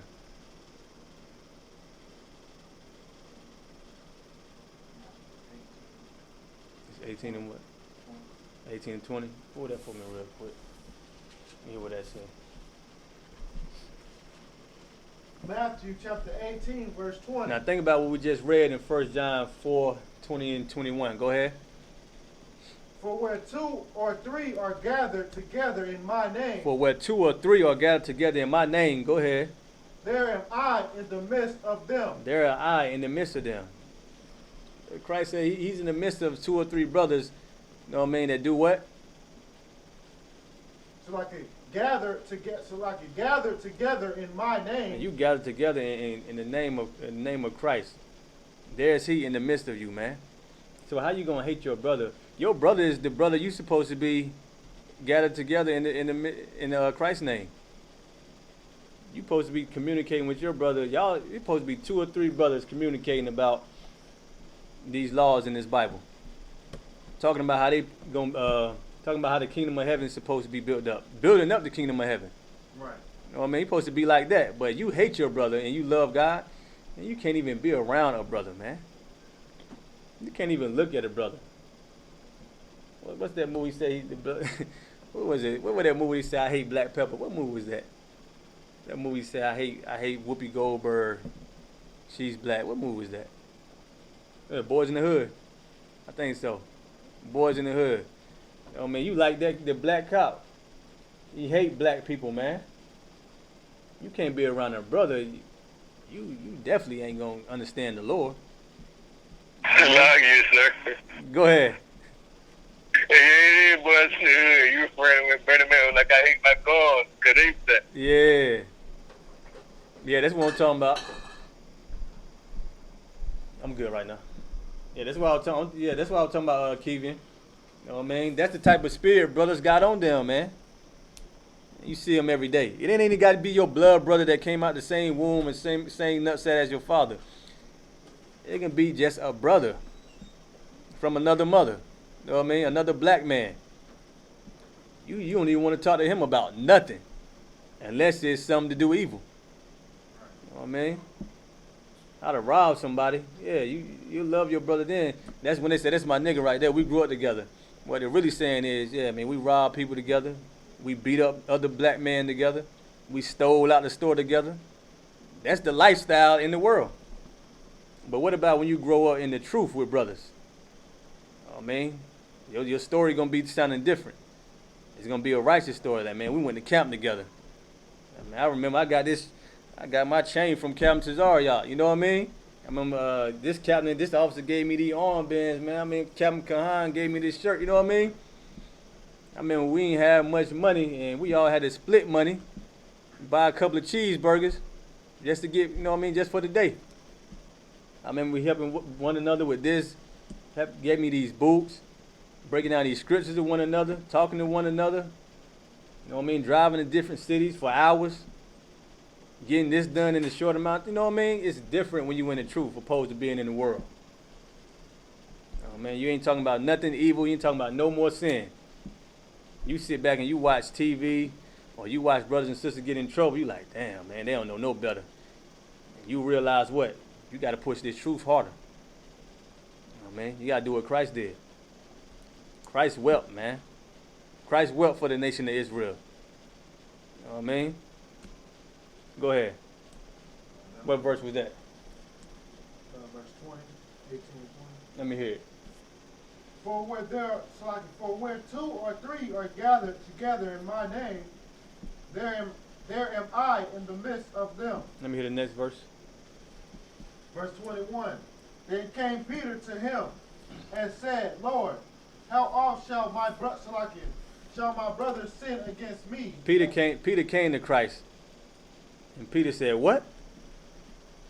How oft shall my brother sin against me? How often should my brother sin against me? How often should my brother sin against me? That's what Peter asked Christ. You know what I mean? How often should my brother sin against me? Go ahead. Hold on. Now, when Peter said, how often should my brother sin against me? What is Peter letting you know? What is Peter letting you know?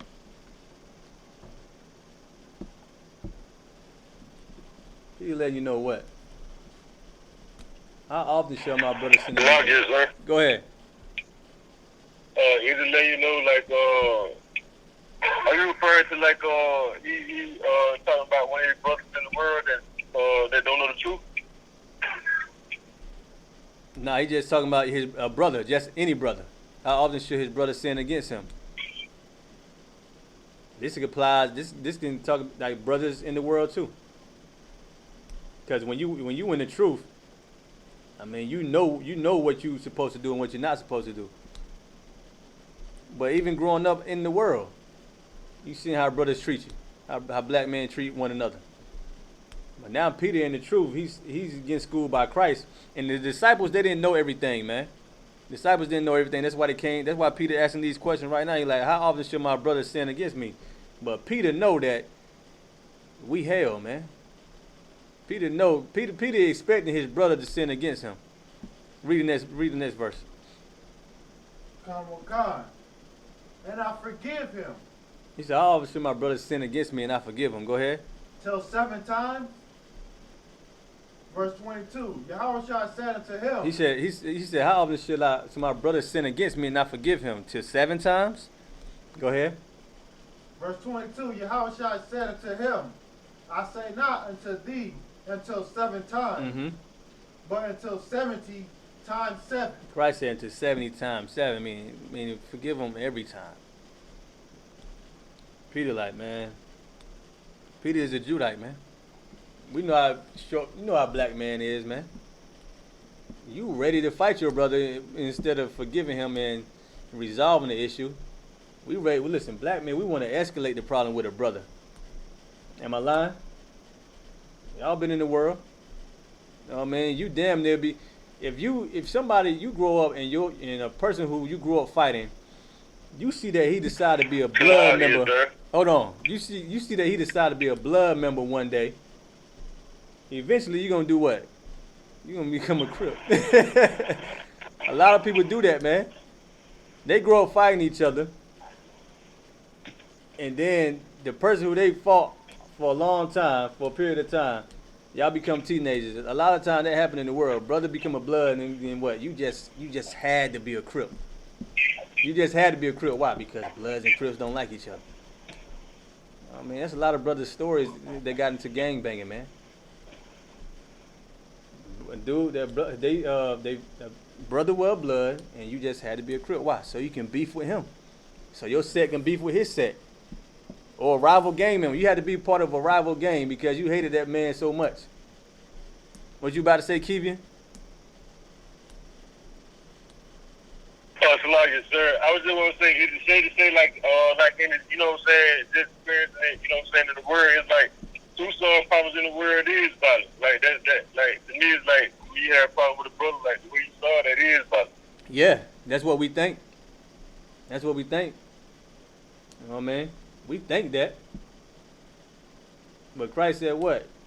You plug a man eye out and pass, you would have got judged for that. Pluck your eye out.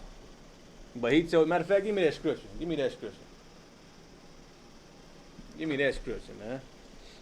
I want to say 5 and 40, 43. Or you can look it up too. But let me see what 5 and 43 say.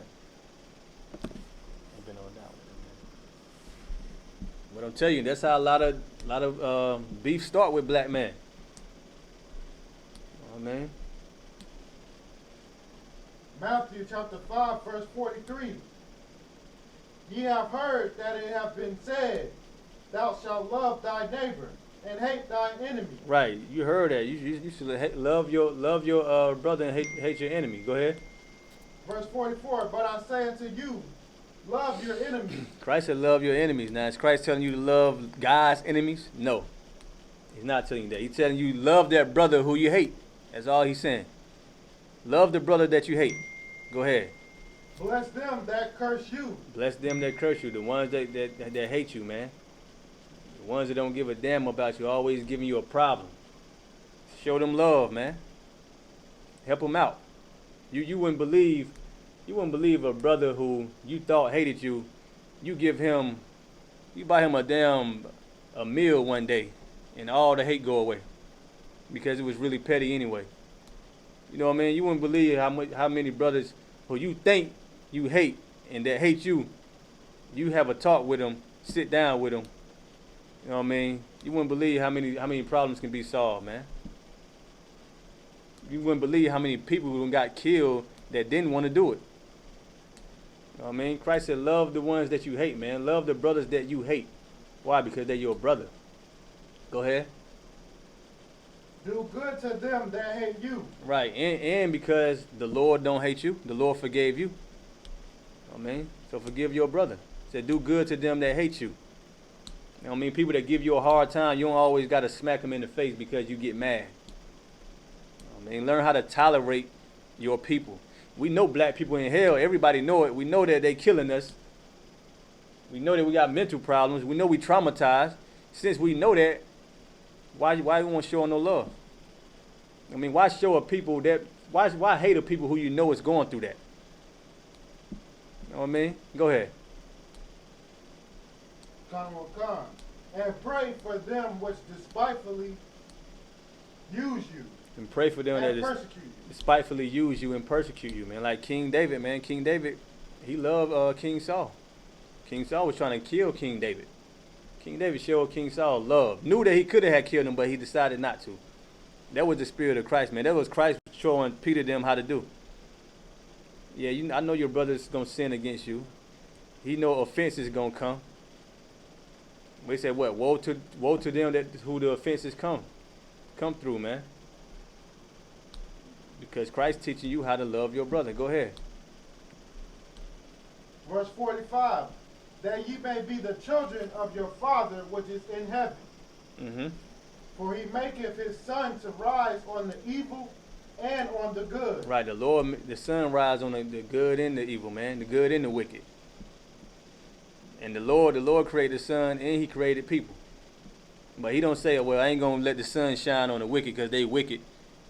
Or I ain't gonna give them no water because they wicked. He put the sun shine on the righteous and the wicked. Go ahead. And sendeth rain on the just and on the unjust. Right. Wicked people, they still get rain. They still can grow crops and feed their family, right? It may not be feeding them the right food, but the Lord still do what? He bring the sun and the rain on the just and the unjust, on the righteous and the wicked. Go ahead. For if ye love them which love you, what reward have ye? Right. If you love them that love you like the Christians do, you only love people that give you money. You know what I mean? Somebody give you money, then you show them love. You know what I mean? Say a gift what? Destroyeth the heart. A gift destroyed the heart. Christ said, if you love them that love you, what? Like, what reward have ye? What reward have ye if you love the people that only love you? What about your brother that hates you? You just love the people that love you and hate the people that hate you? You don't love the people that hate you? You know what I mean? You don't love the people. You know what I mean? Somebody hates you, you gotta hate them back. Nah, and listen, this what Christ is teaching right now. That's why I said the Lord gotta pick you, man. The Lord gotta select you to come into this truth. Because everybody, it sound easy. It sound like, damn, why would nobody understand that? But listen, a lot of people don't get this, man. A lot of brothers don't understand this scripture. A lot of brothers only love the ones that love them. A lot of black women only love the people that love them. And they hate the people that hate them. But Christ showed us something different. Christ said, you love your brother no matter what. If he sinned against you 7 times, forgive him 70 times 7. You know what I mean? Go ahead. Do not even the publicans the same? Right. And you doing what the publicans do. You doing what, you know what I mean? And don't sinners do that already? Don't sinners do that? So what you doing different than a sinner? Nothing. The sinners already hate the people, already love the people, already hate the people that hate them. And love the people that love them. A sinner don't love the people that hate them. You know what I mean? So Christ said, listen, don't the publicans do that? Go ahead. And recall, you was breaking out love and hate. You know what I mean? Go ahead. Verse 47. And if ye salute your brother only, what do ye more than others? Go ahead. Do not even the publicans so? Right, you salute your brothers. You know what I mean? You just gonna salute brothers in the truth? What about brothers that ain't in the truth and they showing you love? You gonna show them hate? You know what I mean? You don't, and that's another thing. You don't even know if a brother in the world is showing you love because you hate them so much. You salute brothers in the truth, and the brother in the world is showing you love. You like, man, what, he ain't part of. We know he ain't with you. We know he ain't with us. We move like an army. We know who's with us. We know the rank. We know the names. We know the faces. We know all that. Scripture says, know the men that labor amongst you. We know this brother right here ain't amongst us, but we know he's a brother. A lot of times brothers can't even tell when the damn brother is showing them love. I mean, Christ said, salute that brother, man. That brother stick his fist out, want a pound, give him a pound. I mean, he want to salute, give him a salute. I mean, if not, you know what you're doing to that brother? You're making him hate you. Yeah, that's what you're doing. You're making that brother hate you. He might, I saw them Isupk brothers downtown in Atlanta, man. Them brothers, yeah, they be talking brotherhood. They be talking that brotherhood shit, but guess what? Them niggas, man. Them niggas wicked, man. Oh, man, I try to dab. I try to salute the brothers. Just say, hey. Just walking by saying, hey, they ain't even want to salute. They ain't even want to show no love. And I watch these Negroes. You know what I mean? There might be a brother that watch all your videos. You know what I mean? Imitate everything you do in classes. Probably your brother in class, you don't even know he in class. He only watch Jim Muhammad class. He don't watch your class. He watch all Jim Muhammad class, and he watch Commander Junior Hunter every Monday night.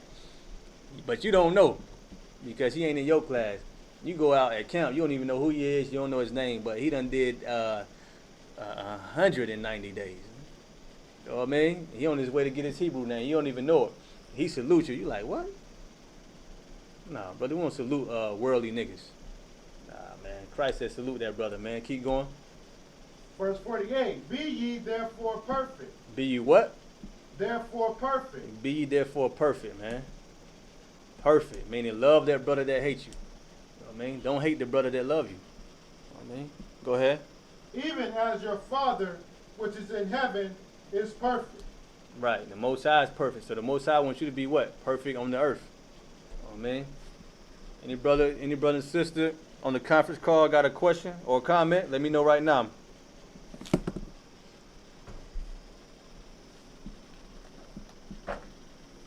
Going once, going twice.